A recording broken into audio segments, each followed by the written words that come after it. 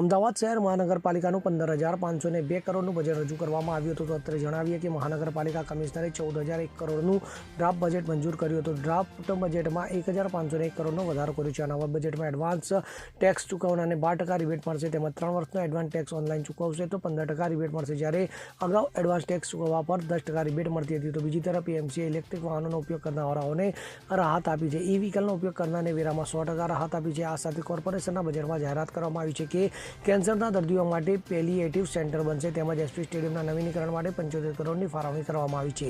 તો સાથોસાથ શહેરના વસ્ત્રાપુર, લાલનગર, આશ્રમ રોડ પર નવા ફૂટ ઓવરબ્રિજ બનશે અને સુવિધાયુક્ત અને સ્વચ્છ શહેર માટે વિવિધ ઝોનમાં પ્લાસ્ટિક ક્રશર મૂકવામાં આવશે. Bureau report CN24 news. હવે જુઓ દેશ દુનિયાની તમામ ખબરો તમારી આંગળીના ટેરવે. ઉઠાવો મોબાઈલ અને ગૂગલ પ્લે સ્ટોર પરથી ડાઉનલોડ કરો અમારી CN24 ન્યૂઝ મોબાઈલ એપ.